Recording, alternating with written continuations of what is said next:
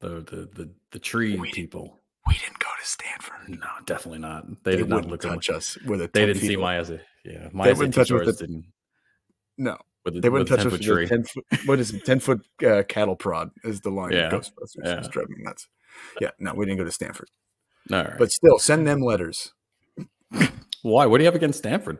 Nothing. My brother went there, so Did he? he went there for business school. Oh, And I love my did he? brother, but it would be funny if they wrote an angry letter about this podcast to Stanford University, a very prestigious college. I don't know. The last thing then is the Crow that you wanted to get deep into. Okay. So this is. I wanted to get. I want to talk about this. So I'm not sure if anybody knows. I know Matt. You should know this. You should know how much I love The Crow. I do know you love it checks all the boxes for you. Yes. And it's real funny because I was watching a review. The movie just came out. This movie, The Crow, the remake of this movie, just came out. And I was watching one of my favorite, YouTubers review the movie. And my wife is sitting next to me and she's like, I've never seen this movie. That's the one with Brandon Lee in it, right? And I was like, yeah. I was like, you've never seen it? She goes, no. I was obsessed with this movie when I was 12 years old because it came out in 1994. And I was 12 years old. And typically, I don't like dark, weird, creepy movies. Like Batman 89, I love, but it creeps me out. And I was only like 7 when that movie came out. And like, I don't like Tim Burton style movies. And if you watch the original Crow, it's very dark and gross and Gotham City like. And there's like horrible things going on in the city, but it's different because the city that it's in kind of takes a life of its own. It becomes a character almost, right? The city itself is a character. And for those of you who don't know what The Crow is, it was a comic book. I never read the comic book, and I only found out it was a comic book from the review that I was listening to the other day. But the original movie it's a cult classic. I don't think it did well as far as making money in the movie theater, but people that like this movie absolutely love it, and has a cult following. Basically, the story in a really quick summary. Brendan Lee plays a guy named Eric Draven. Him and his wife get murdered on Halloween Eve, which is called Devil's Night. Okay. And in this city that they live in, this horrible Gotham City like place, on Devil's Night, there's all these fires that people cause, and stores are getting looted and people are getting mugged. It's like the worst night in the world in this particular city.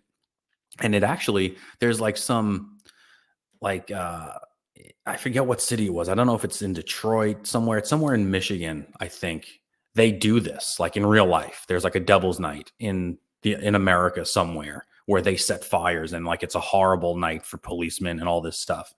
So I think that's where they took like the background for it. But on that night, Eric Draven and his wife get horribly murdered in their apartment building. The wife gets raped like 5 times by 5 different people. The guy, Brendan Lee's character, gets thrown out a friggin' window and dies. And the whole point of the movie is that there are certain crimes that are so horrific that there's a crow that normally takes your soul to the afterlife. But sometimes if like the thing is so horrible and horrific that the crow won't take your soul, so that your soul can stay on earth and avenge the wrong that was done. Right. So this crow that's supposed to take Eric's soul to the netherworld or wherever it takes it in this world that they live in, gives him his life back. Essentially, he crawls out of his own grave and just goes on a revenge tour and kills all the people that killed him and his wife. And he has superpowers because of the crow. So like he can get shot and he heals automatically like Wolverine, and when he touches things, like you learn, it takes you, that whole murder scene happens within the first 10 minutes of the movie. Like the movie opens up, it's Halloween, it's a Devil's Night, fires, raping, murder, all in 10 minutes. Like you're in, like you are fully in the movie within 10 minutes. And You see the Crow the whole time. The Crow is always present. It's in the rain. It's, and I love revenge movies, right? I hate movies about bullies, but I love movies about revenge, right? So I don't like mafia movies because mafia guys are bullies, right? I don't like movies that deal with, like, do you ever see some, like, the movie that where people get stranded on the side of the road and some creepy guy pulls up and says, "Hey, you need some help?" And then they torture the poor couple for Like 2 Hostel or hours. something like that. Yeah. I hate those kind of movies, right? Makes me feel so icky to watch those movies. But I love a revenge movie. I love John Wick. I love The Crow. What other Rambo? Like all these revenge movies where it's just a guy making something wrong right again. And that's what The Crow is. So like whenever he touches one of the people that raped his wife, he can see through his wife's eyes the raping happen. Like, and that's how you learn about the murder. Like, you don't see a lot of the murder. You see the guys breaking in, you see them grab her and throw her down and throw him out a window, and then the police are there, after the scene is over. And you learn about stuff through him touching things. He finds her wedding ring in like their old apartment, and it shows you a flashback of them getting married and falling in love. And that's how you learn about them. It's a really good film, and it treats the audience like they're smart and like they're capable of putting things together without being told things. And that's something that I think modern movies are really lacking. Like, I don't think they trust the audience to be smart enough to put together pieces of a puzzle. You know what I'm saying? Like, everything in a modern movie is like told to you in these really awkward dialogue sentences that they're not needed. Like, I didn't need you to tell me that. I could have just looked at something and made an inference that that thing is the way it is. You know what I'm saying? But this movie makes you think. It gives you things to think about. The new movie, they changed everything.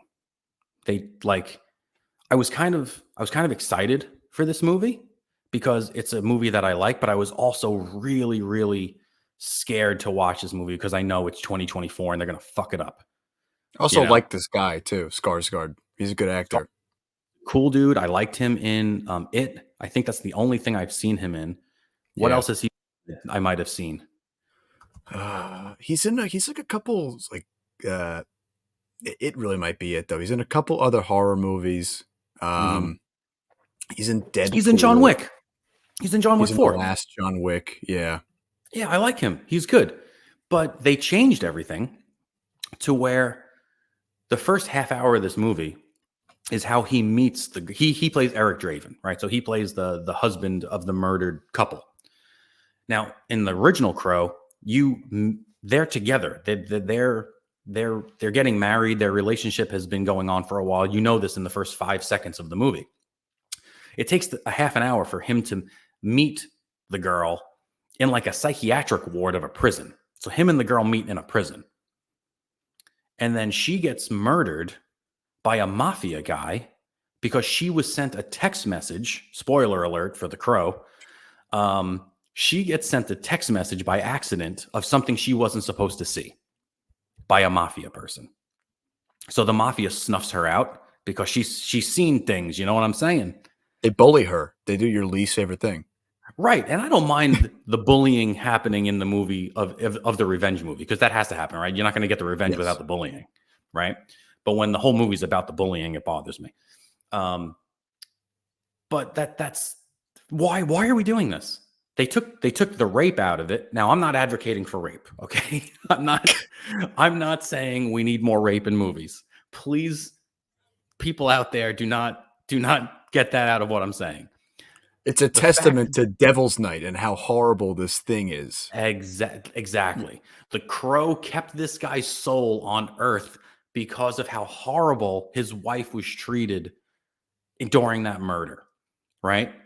And that's why the rape scenes are important in that movie. And here, it gives it stakes. Yes, it gives it stakes. It gives it, and it's, oh man, like, you're not married. I'm married, but you've had girlfriends.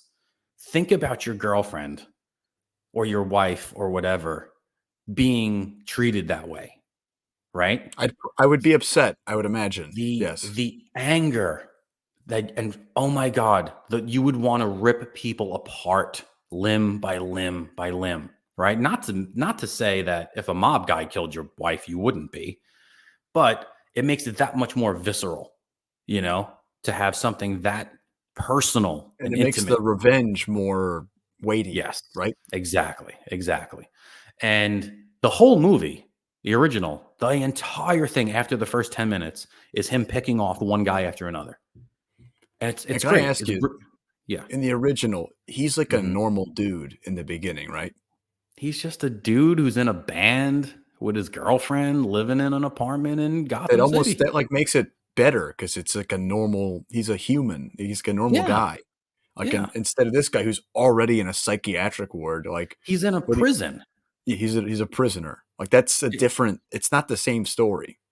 in a You're co-ed giving a prison, by the normal way. person a chance to just let loose Right. because these people did something it eternally egregious, you know? Right. So And he's so not with her they that ruined long. something.